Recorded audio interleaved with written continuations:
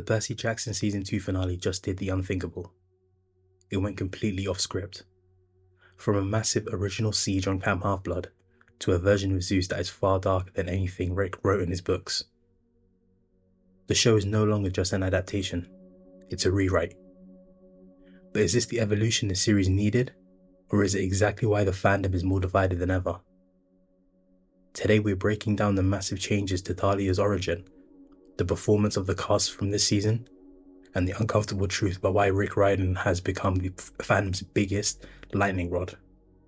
So let's get into it. Okay, so this finale did a lot and revealed a lot about where this show is heading, for better and for worse.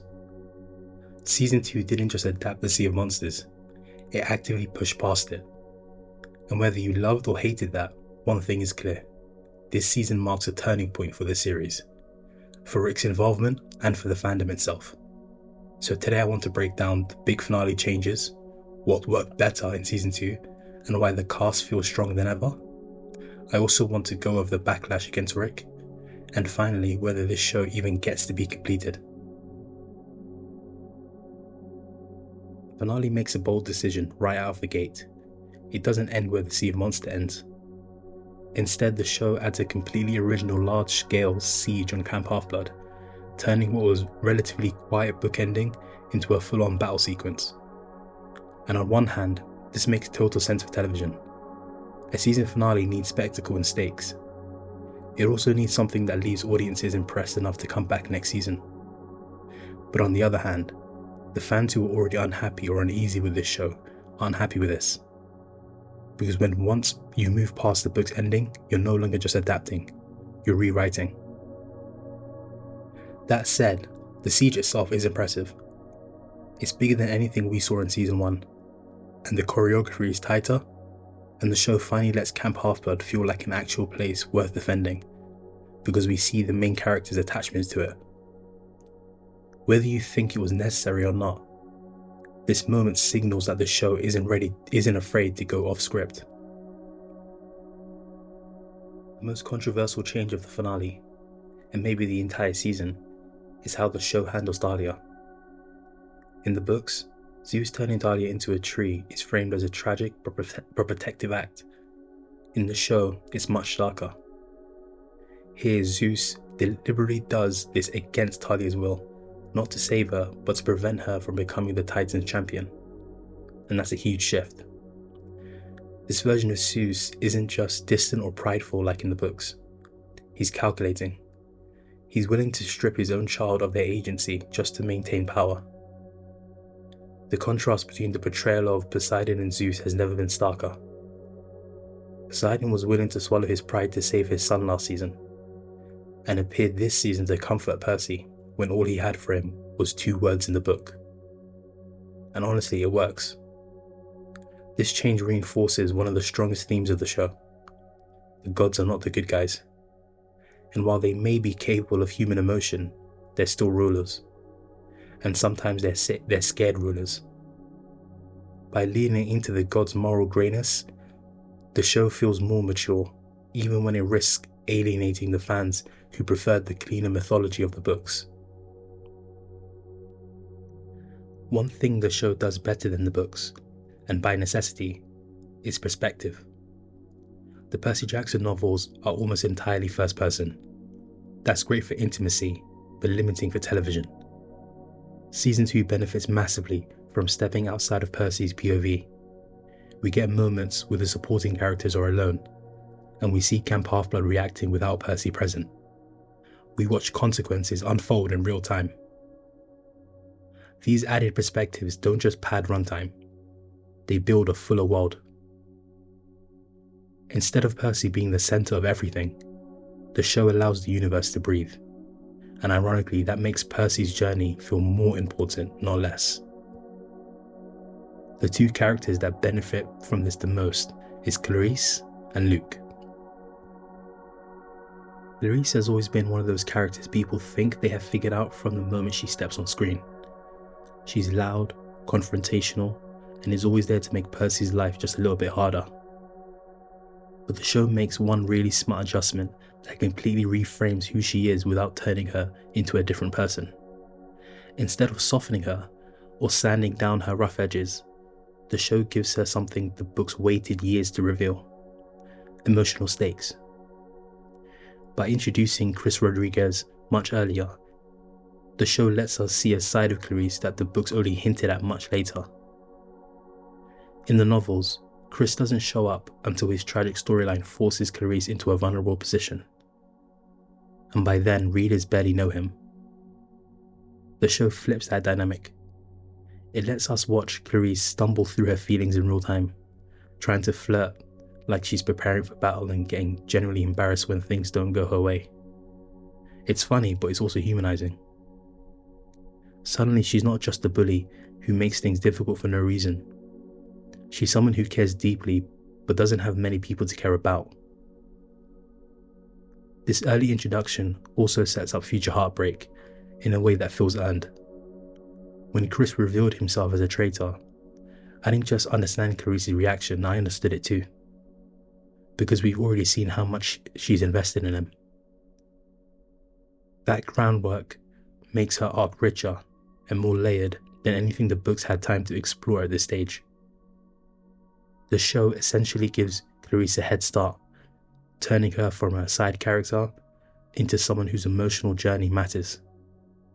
For the first time, Clarisse becomes someone audiences genuinely root for, not just someone Percy has to deal with. In contrast to Clarisse, Luke has always been one of the most complicated characters in the entire book series, but the show pushes that complexity even further by leaning into the uncomfortable truth at the heart of his story. Luke wasn't wrong about the gods. The scene with Zeus in the finale proves that. His alliance with Kronos is unforgivable because of the consequences it will have on the mortal world, but the reasons behind his rebellion come from a place that the show refuses to gloss over. The gods' neglect hits harder in the show because we see more examples of it outside of Percy's perspective. Luke's anger stops feeling like a personal grudge against Hermes and starts looking like a symptom of a broken system. And when the show highlights his relationship with his dad, it becomes even clearer why Luke spirals the way he does. Unlike most demigods, he had met his father, which should have been a blessing, but instead it exposed him to even more pain. His mother's madness, caused in part by divine interference, becomes a wound he never recovers from. The show doesn't excuse him, but it does make his fall feel tragically inevitable. What makes Luke's portrayal so effective, now that it's outside of Percy's first-person perspective, is that it forces the audience to sit with the fact that he had a point. The gods did neglect their children and treat them like tools. And Luke's rebellion, as destructive as it was, ultimately pushes the gods to change. Even Percy acknowledges that Luke saw something real, something that needed to be confronted. By emphasizing the systemic issues Luke was fighting against, the show turns him into more than just a villain. He becomes a warning and a reminder that even the bad guy can be right about a problem, even if he chooses the worst possible solution in fixing it. Now let's talk about the cast, because the difference between Season 1 and Season 2 is almost night and day. In Season 1, everyone felt like they were still figuring things out. That's normal, especially with young actors and characters who are iconic to the fanbase. But in Season 2 they start to embody these roles. Walker Scobell's Percy is more confident now without losing the awkward charm he had in Season 1. And Leah Jeffrey's Annabeth feels sharper, more emotionally grounded and more layered. Arian brings humour that actually lands instead of feeling forced like it did in Season 1. Even the supporting cast like Clarisse and Luke feel more natural this time around. It finally feels like these actors are these characters and not just playing them. Visually, Season 2 is a huge improvement from Season 1, and a lot of that comes down to one key change: less reliance on the volume stage. Disney used the same volume technology from Season 1 that they use in The Mandalorian, and while it works for sci-fi, it often makes Percy Jackson feel flat and artificial. Season 2 uses more real-world locations, and it shows. Environments feel tangible, and now the lighting feels natural. Action scenes have weight because characters are actually interacting with physical spaces. It's not perfect, but it's a noticeable upgrade, and it makes the fantasy feel grounded instead of staged. Now we need to talk about the elephant in the room: Rick Riordan himself. Over the last 2 years, there's been a noticeable shift in fandom sentiment, from near universal praise to increasingly sharp criticism. And a big reason for that is his heavy involvement in the Disney Plus series. Unlike previous adaptations, Rick isn't just a consultant this time. He's involved in everything from casting, scripts, and story changes. So when fans don't like something, they blame him directly. Casting choices, dialogue cuts, plot changes, whether it's good or bad, all of it lands at his feet. Some longtime readers even argue that the writing in Riordan's newer books, and by extension, the writing on the show, feel more juvenile than they should. The biggest complaint is that the prose hasn't evolved alongside the audience that grew up with Percy Jackson. What felt charming at age 10 now feels formulaic to readers who are in their 20s. I can't weigh in on this. I read the first 5 books repeatedly when I was growing up, and I read every Heroes of Olympus book as they were released. But that's where the series lost me. Maybe because I outgrew it, or maybe because I felt it was ruining the brilliant ending the last Olympian gave us. I don't think Rick's writing has changed that much. I think the audience might have just outgrown it and now want the show to be something it never was. To get darker and more realistic and grow up with them. Another issue is that while the battles might be better, they carry less impact. Season 2 undeniably improves the action choreography and scale compared to Season 1. However, I've noticed some fans felt underwhelmed, and a part of that comes down to marketing. Several major battle moments were heavily featured in trailers, which killed the surprise. Others felt shorter than expected, ending just as they were gaining momentum. I enjoyed the action this season overall, especially the fights between Luke and Percy, but it wasn't perfect. The action is better than last season, but sometimes it feels like it's still holding back. The initial backlash to the show came from book purists, especially around casting choices that didn't match physical descriptions. Percy and Annabeth were the biggest flashpoints, but those criticisms have quieted down as performances have won plenty of people over. The show has also faced criticism for toning down darker elements, like the abuse from Gabe in Season 1, and for relying too much on exposition instead of visual storytelling. Season 2 makes real efforts to improve on that. Aside from how they handle Thalia, I can't think of a single significant change from the books. But the reputation lingers, and every minor difference gets harped on by fans. Just look at how people reacted to the lack of a dodgeball game in the season premiere. But here's the thing. Despite all the criticism, the show is still a massive success.